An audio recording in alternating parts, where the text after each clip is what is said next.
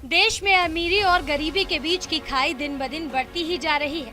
भारत लगभग कुल 166 अरबपतियों का घर है। दरअसल हाल ही में ये खुलासा ऑक्सफैम इंडिया की रिपोर्ट में हुआ है। साथ ही इस रिपोर्ट में ये भी बताया गया है कि देश में महज 21 अरबपतियों के पास इतनी दौलत है कि वो देश के 70 करोड़ लोगों की गरीबी चुटकी में मिटा सकते हैं। इस रिपोर्ट की माने तो ये आंकड़ा बढ़ता ही जा रहा है। अगर बात करें साल 2012 से साल 2021 तक, भारत की 40% आबादी बराबर दौलत केवल 1% के पास ट्रांसफर हो गई, जो सोचने वाली बात है।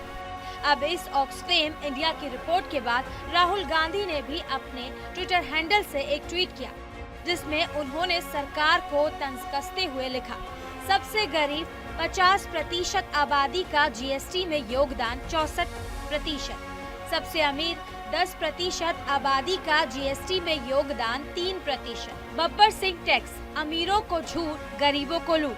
ये आंकड़ों का दौर चल ही रहा था कि कांग्रेस प्रवक्ता सुप्रिया श्रीनेत ने भी बहती गंगा में हाथ धो लिए। दरअसल इस ऑक्सफैम इंडिया की रिपोर्ट के बाद सुप्रिया श्रीनेत ने भी अपने ट्विटर हैंडल से ट्वीट कर राहुल गांधी के आंकड़ों पर मोहर लगाते हुए समाज में हो रहे महिलाओं की आय में भेदभाव पर खुलकर बात की। और क्या कुछ कहा, इस वीडियो में सुनिए। ऑक्सफैम की एक रिपोर्ट आई है जो राहुल गांधी जी की उस बात पर मुहर लगाती है जहां पर वो ये कहते हैं कि देश के संसाधन और देश की दौलत कुछ ही लोगों ने अपने कब्जे में कर ली है। ऑक्सफैम की रिपोर्ट का ये कहना है कि देश की 1%, मात्र 1% आबादी के पास इस देश की 40% दौलत है और देश के 50% जनसंख्या के पास, मतलब आधी आबादी के पास मात्र 3% देश की दौलत है। अमीरों और गरीबों की ये खाई लगातार बढ़ती जा रही है और इसके बढ़ने का कारण है घटिया नीति निर्धारण जो सिर्फ अमीरों के लिए किया जा रहा है और गरीबों को उनके हाल पर छोड़ दिया जा रहा है। 2020 में बिलियनर्स की संख्या 100 थी, 2021 में 142 हुई और 2022 में वो बढ़कर 166 हो गई।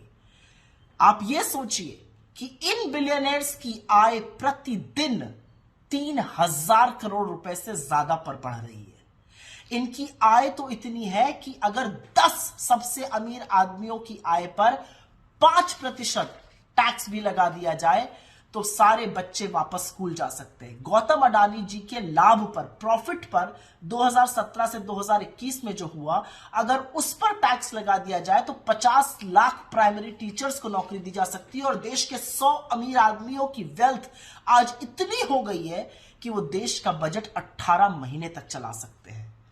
लेकिन बजाय गरीब को सहायता देने के, गरीब की कमर तोड़ी जा रही। और ये ध्यान से सुनिएगा कैसे, क्योंकि इस देश का हर व्यक्ति टैक्स देता है। जो जीएसटी इनडायरेक्ट टैक्स होता है वो तो हर व्यक्ति दे रहा है और अमीर से अमीर, गरीब से गरीब एक ही रेट दे रहा है।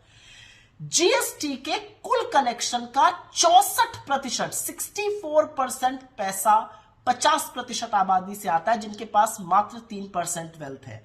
मतलब अगर जीएसटी 100 रुपए कलेक्ट करता है तो 64 रुपए देश के सबसे गरीब 50% आबादी से आता है और सबसे अमीर 10% मात्र 3% का कंट्रीब्यूशन करता है।